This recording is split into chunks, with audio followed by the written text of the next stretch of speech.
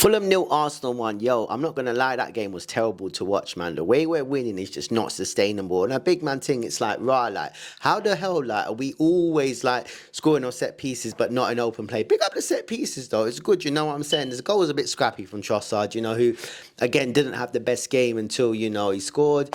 He, again, the assist to Calafiori, which was a brilliant goal, by the way. Big up Calafiori.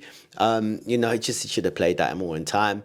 As much as I love Eze and I've been calling for him to play number 10, he's going to become good. He's a very, very good player. But, against Fulham, it wasn't good, man.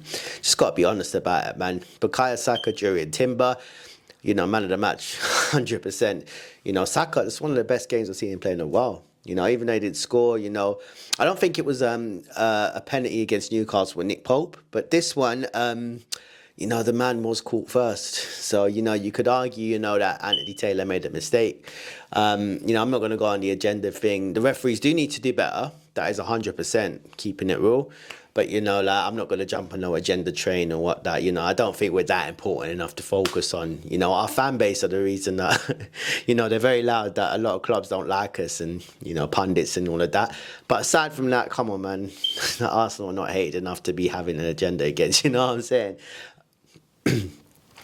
David Raya in our defence, amazing as well. But it's giving him quite a lot of praise considering Fulham can't finish. Like Fulham, I think this is the thing when I say it's not sustainable. If Fulham could have finished, we would have been in a bit of trouble. Like a big man thing.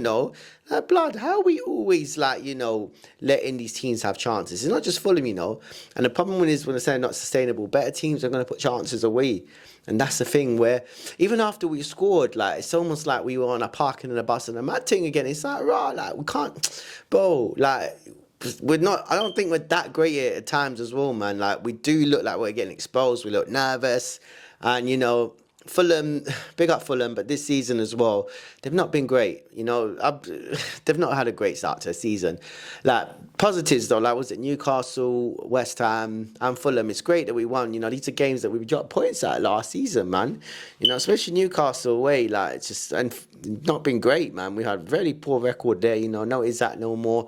Fulham away. I remember last season was a draw. I was there. And then the season before, I was there. Saka scored and we lost 2-1 in the end. So, look, it's good. We're winning games. And I'm really happy. I'm always wanting to see us games. Do I like the boring football? No, I never grew up watching 1-0 to the Arsenal as, the George Graham days and all of that. I'm purely from Wenger's era, the 90s. But at the same time, am I going to moan too much to win the title? No. It's good if we win the title, but I don't think this is sustainable. I see too many warning signs, if that makes sense. And I feel like we're going to get exposed to another team. And our fan base are writing off Manchester City too easily, man. They're right there. Liverpool as well, don't write them off, man. I still think Liverpool's first 11, when all fit and all playing the best, are better than our first 11. We have better squad depth now, which has not always been the case. But to me, Liverpool are still a big side, guys. Come on, man. Can't keep writing them off like this. It's not acceptable, man. But overall, I'm happy we won. I see warning signs. I see the cracks when it comes to Victor Gyökeres as well.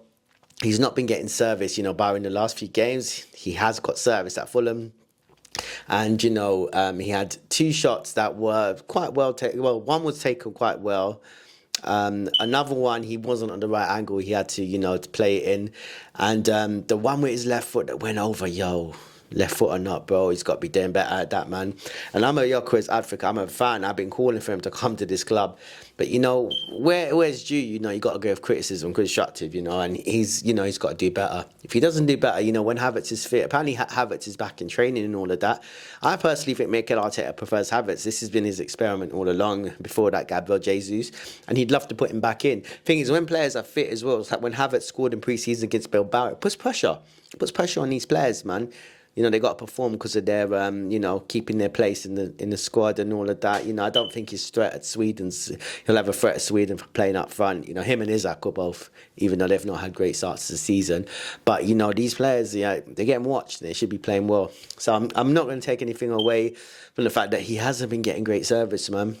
And someone like Eze, who didn't have a great game yesterday, is someone we're relying on to give him the service. And, you know, if he doesn't get this service all the time, it's not good. But like I said, the last few games, he has been getting service. He had a decent game against Newcastle, he didn't score.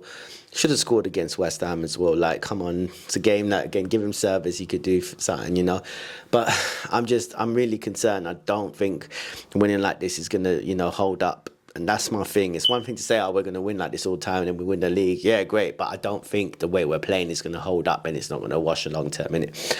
But yeah, man, let me know what you think, man. Big up yourselves. Love for the love, all of that. You get me? Love.